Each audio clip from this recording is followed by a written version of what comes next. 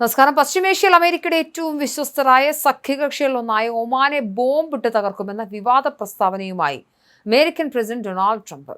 White ഹൌസിൽ നടന്ന മന്ത്രിസഭാ യോഗത്തിനിടയിലാണ് നയതന്ത്ര ലോകത്തെ ഞെട്ടിച്ചുകൊണ്ട് ട്രംപ് ഈ കടുത്ത മുന്നറിയിപ്പ് നൽകിയത്.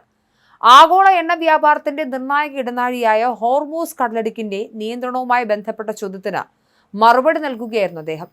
ഒമാൻ മര്യാദയ്ക്ക് പെരുമാറിയില്ലെങ്കിൽ അവരെ ബോംബിട്ട് തകർക്കേണ്ടി വരുമെന്നായിരുന്നു ട്രംപിന്റെ വാക്കുകൾ. അമേരിക്ക, ഇസ്രായേൽ സഖ്യവും ഇറാനും തമ്മിൽ നിലനിൽക്കുന്ന യുദ്ധം അവസാനിപ്പിക്കാൻ ഒമാൻ മധ്യസ്ഥത വഹിക്കുന്നതിനെക്കുറിച്ചും ഹോർമൂസ് കടലിടുക്കിന്റെ നിയന്ത്രണം ഇറാനൊപ്പം ഒമാൻ കൂടി പങ്കിടുന്നതിനെക്കുറിച്ചുമുള്ള ചോദ്യമാണ് ട്രംപിനെ പ്രകോപിപ്പിച്ചത്. ഹോർമൂസ് കടലിടുക്ക് അന്താരാഷ്ട്ര ജലാതിർത്തിയാണ് എന്നും അത് എല്ലാവർക്കുമായി തുറന്നു നൽകുമെന്നും ആരും അത് നിയന്ത്രിക്കാൻ പോകുന്നില്ലെന്നും ട്രംപ് വ്യക്തമാക്കി. തുടർന്നാണ് ഒമാനെതിരെ അപ്രതീക്ഷിതമായി തിരിഞ്ഞത്. ഒമാൻ മറ്റുള്ളവരെ പോലെ മര്യാദയ്ക്ക് പെരുമാറണമെന്നും ഇല്ലെങ്കിൽ ബോംബ് ഇടേണ്ടി വരുമെന്നും ട്രംപ് കൂട്ടിച്ചേർത്തു. ട്രംപിന് നാക്കുപിഴ സംഭവിച്ചതാണോ അതോ ഇറാനെ ഉദ്ദേശിച്ചാണോ ഒമാനെതിരെ സംസാരിച്ചെന്ന കാര്യത്തിൽ തുടക്കത്തിൽ അവ്യക്തത ഉണ്ടായിരുന്നു. എന്നാൽ യോഗത്തിന് തൊട്ടു പിന്നാലെ ട്രംപിന്റെ പ്രസ്താവനയുടെ ദൃശ്യങ്ങൾ അമേരിക്കൻ വിദേശകാര്യ മന്ത്രാലയം ഔദ്യോഗികമായി പങ്കുവച്ചതോടെ ഇതൊരു ബോധപൂർവമായ രാഷ്ട്രീയ മുന്നറിയിപ്പാണെന്നും വ്യക്തമായി. ഹോർമൂസ് കടലിടുക്കിലൂടെ പോകുന്ന കപ്പലുകളിൽ നിന്നും നികുതി ഈടാക്കാൻ ഇറാനും ഒമാനും തമ്മിൽ ധാരണയിലെത്തിയെന്ന റിപ്പോർട്ടുകളാണ് ട്രംപിനെ ചൊടിപ്പിച്ചത്.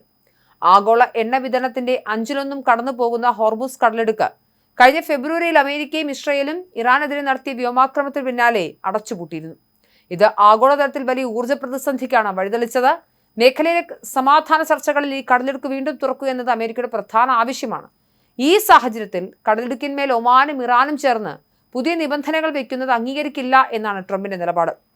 അമേരിക്കയും ഇറാനും തമ്മിലുള്ള നയതന്ത്ര തർക്കങ്ങളിൽ കാലങ്ങളായി ഒരു വിശ്വസ്ത മധ്യസ്ഥന്റെ റോളിലാണ് ഒമാൻ പ്രവർത്തിക്കുന്നത്. ദശാബ്ദങ്ങളായി അമേരിക്കയുടെ പ്രതിരോധ പങ്കാളിയായ ഒമാൻ മുൻപ് നടന്ന ചരിത്രപരമായ ഇറാൻ ആണവ കരാർ രൂപീകരണത്തിലും നിർണായക പങ്ക് വഹിച്ചിരുന്നു.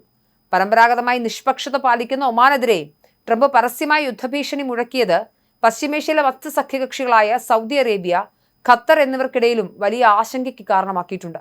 ഇറാനുമായുള്ള സമാധാന ചർച്ചകളിൽ അമേരിക്കയ്ക്ക് തന്നെയാണ് മേൽക്കൈ ഉള്ളതെന്നും തങ്ങൾക്ക് തൃപ്തികരമല്ലാത്ത ഒരു കരാറിനും തയ്യാറല്ലെന്നും ട്രംപ് യോഗത്തിൽ ആവർത്തിച്ചു.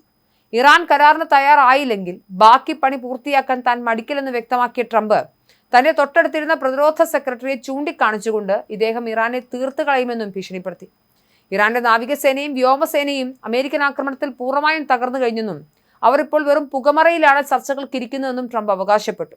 എന്നാൽ അമേരിക്കൻ രഹസ്യാന്വേഷണ റിപ്പോർട്ടുകൾ പ്രകാരം ഇറാൻ തങ്ങളുടെ മിസൈലുകൾ ഉൾപ്പെടെയുള്ള ഭൂരിഭാഗം സൈനിക ശേഷിയും ഇതിനകം തന്നെ വീണ്ടെടുത്തിട്ടുണ്ട്.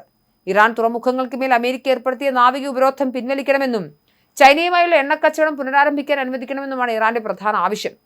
എന്നാൽ ഇറാന്റെ ആണവ പദ്ധതികൾ പൂർണ്ണമായി ഉപേക്ഷിക്കാതെ ഉപരോധം മാറ്റില്ലെന്ന് ഉറച്ച നിലപാടിലാണ് ട്രംപ്.